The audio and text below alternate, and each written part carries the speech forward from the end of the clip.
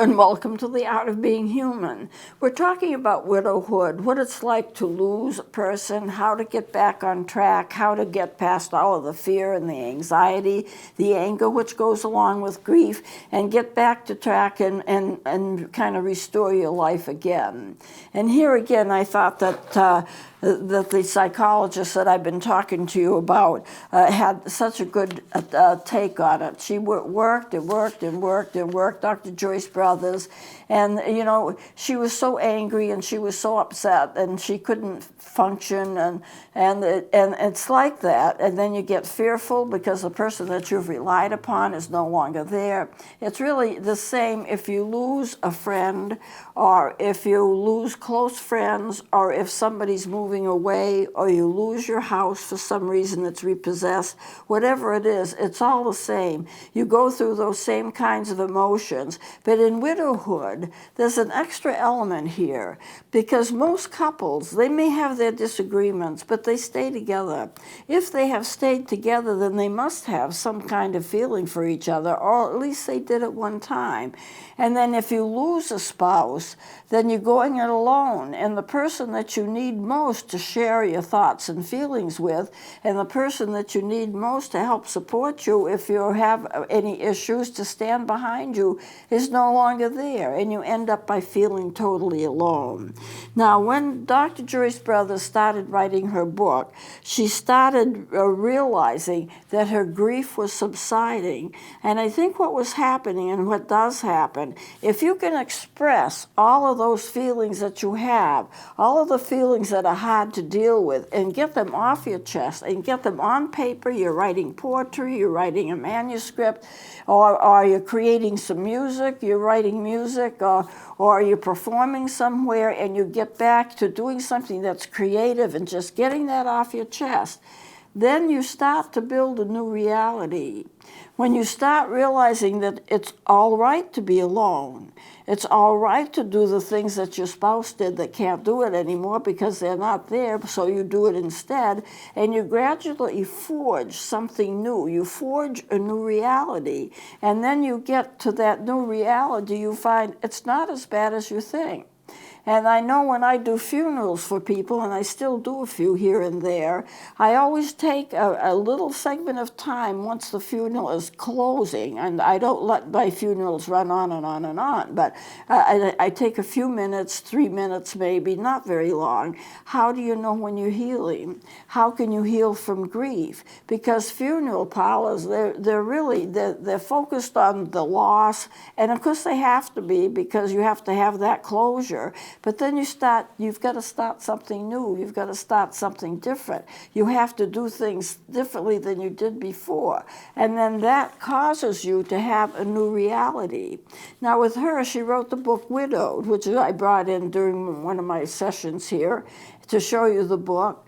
And she said when she realized that she was writing and the grief was beginning to subside, but it took months for it to do that.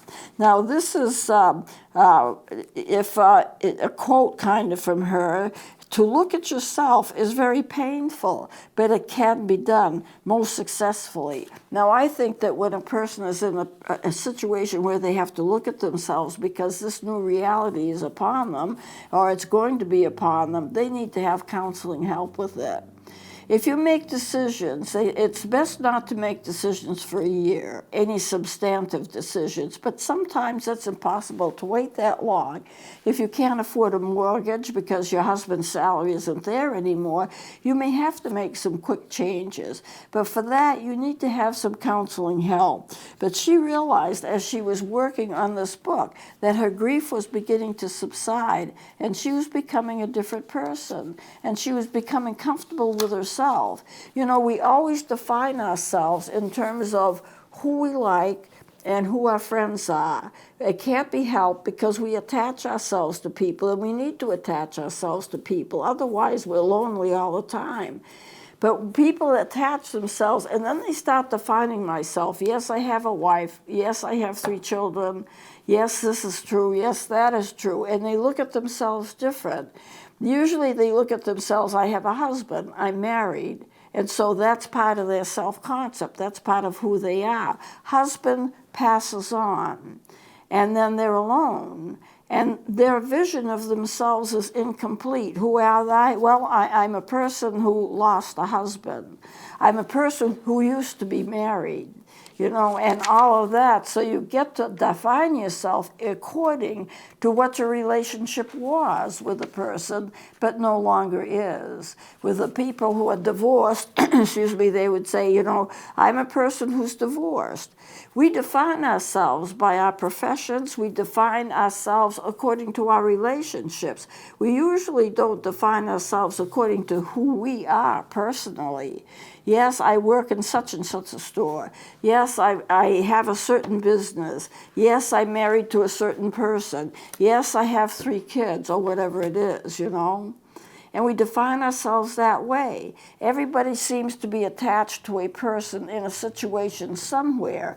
So for a person who is lost and alone and feels alone because their person is gone, it's very hard for them to make a switch, to be somebody else, to be a different kind of person. I'm single, I work here, I do this or that, or I'm a person, I just lost my husband from cancer, or I lost my husband because they died of this or that or the other. And then you have to think of yourselves differently. I'm now the breadwinner for my family. I'm now the total caregiver of my 3 children. My husband used to do this and that and the other, and that can't be anymore because he's gone. It's a very difficult situation, and it leads to a lot of loneliness. And I really want to focus on these next 2 sessions about loneliness. Loneliness is a terrible thing. There are 2 types of loneliness. I've not discussed this before. I've talked about loneliness in other episodes and what to do to help yourself with it, but I've never gone into it this deeply. There are 2 types of loneliness. There is an intimate loneliness, and that's when you've lost a person that you love. It could be your husband, it could be your spouse, it could be your wife, it could be your parents, a person that you love, that you're involved with, a person that you care about very much. That's an intimate loneliness when they die. It's very hard if you're an adult and say one of your parents has died, but then the other one becomes sick, and the other parent also dies, then you feel like an orphan. You feel like you don't have anyone. Because even though you may not be living with your parents, you may be an adult child of a parent who is dying. The thing is, it's the status thing. It's the thing that we live with. I have a mother, I have a father. I've always had a mother and father. Now my mother's gone, and I have a father. So I still have a parent. If I still have a parent, there's a little bit of security in that, even if my parent can't take care of me, even if I'm taking care of myself, I still have a parent. And then the other parent dies too, and then you feel you have nobody. Because of the special relationship between parents and children that usually exists, it's very difficult to face life without a parent. Who do you run to? Who does a child run to if they've stumbled and fallen on a stone or something? They go to their parents if they're living with their parents. Now, I know that in today's society, the family structure has changed a lot, which is too bad, because there is a lot of value in having a person that you can call a parent. They're my caregiver. Even if I am the one that's doing all the caring, they're my caregiver. They're the ones who came before me. They are the ones who gave birth to me or had something to do with my birth. And when you lose that, you lose a kind of system, you lose a kind of security, and it becomes a difficult thing to handle. Well, anyway, that is the intimate loneliness, the loss of a beloved person. And I don't want to leave it consider that it's just a parent. It may be that you were raised by an aunt.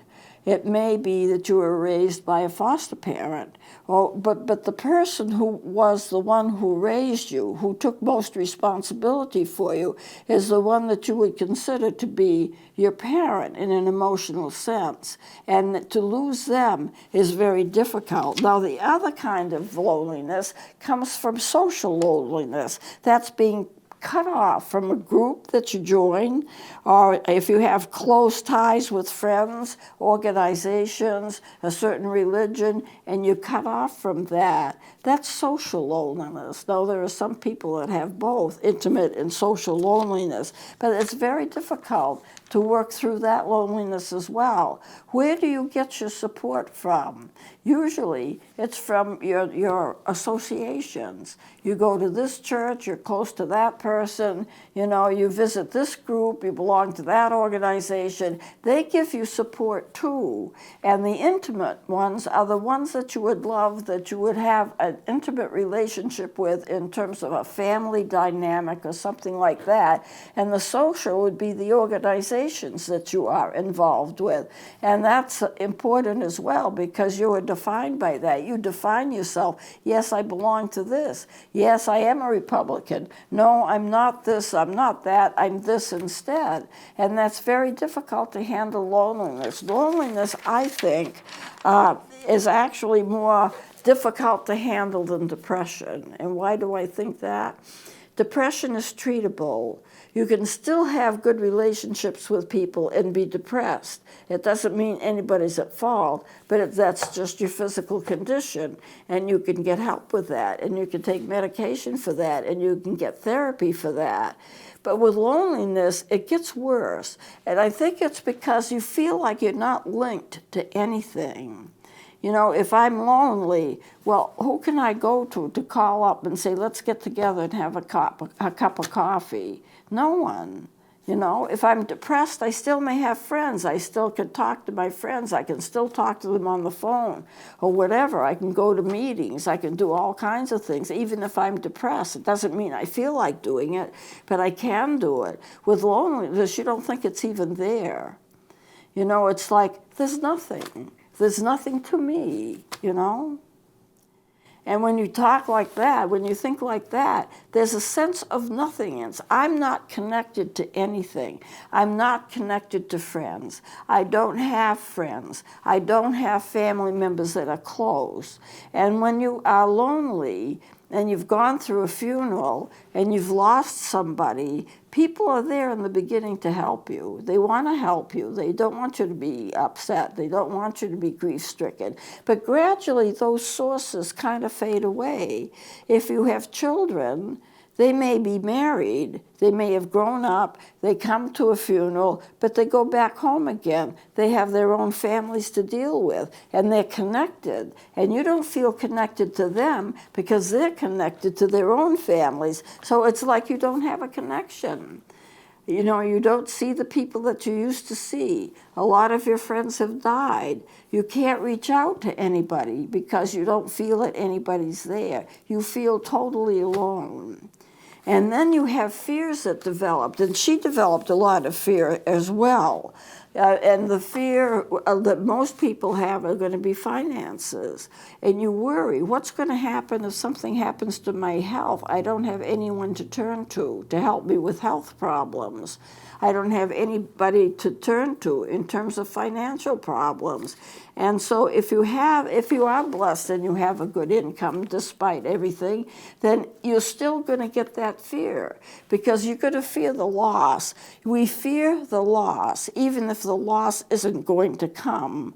We fear it. We fear that it will come. We've already lost a person and gone to their funeral. What's to prevent us from losing everything else? I'm going to lose the house. I'm going to lose the car. I'm going to lose my friends. I don't have anyone to turn to. I'm completely alone. When I get out of work, I drive home alone. There's nobody in the house to turn to talk to. I don't have anyone to talk to unless I have a pet.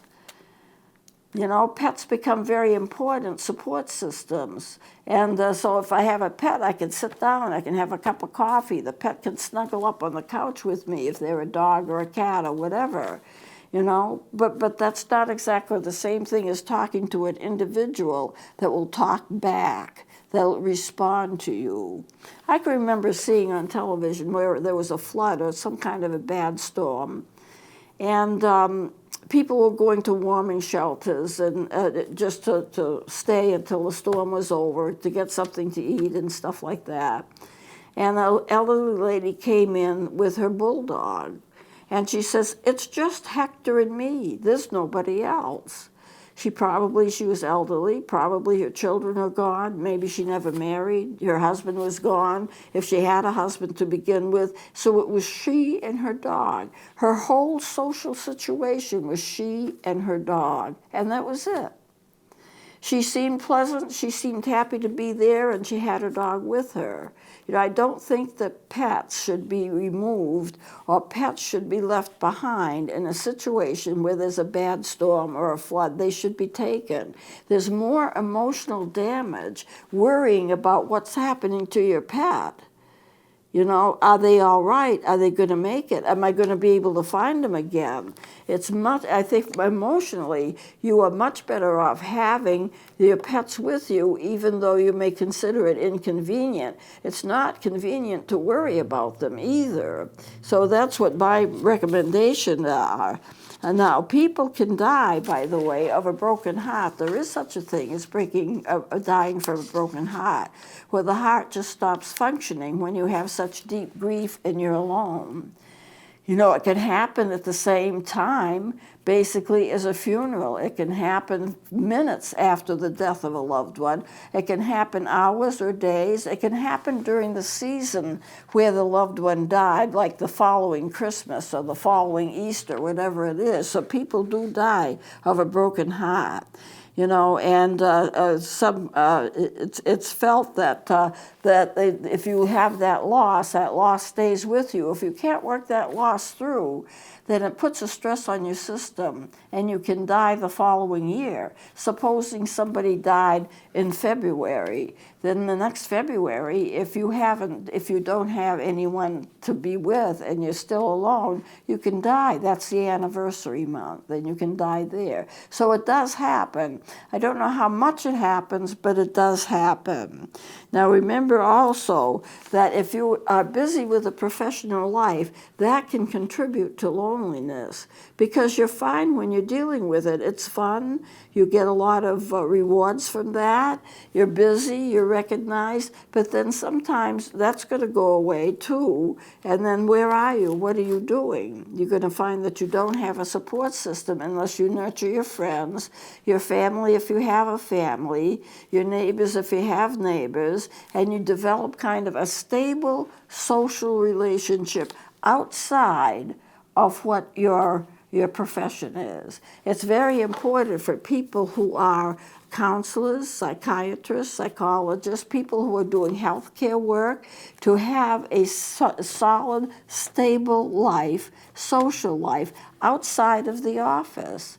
Otherwise, they're carrying the problems that the people that they see, they're carrying them.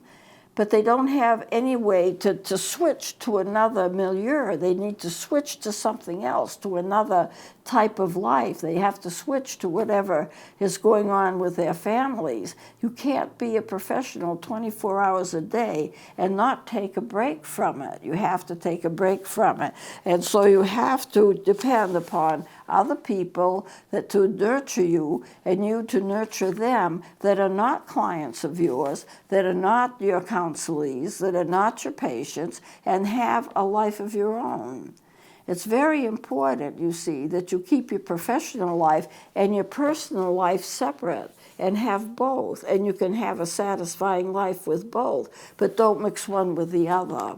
Because if you mix one with the other, the definitions between family and friend and client, they get all mixed up. And you're not helping your clients if you get that mixed up. You're also not helping yourself if you get that mixed up. You have to have a private life. I know when I was doing active counseling and part of counseling centers, we all had pagers.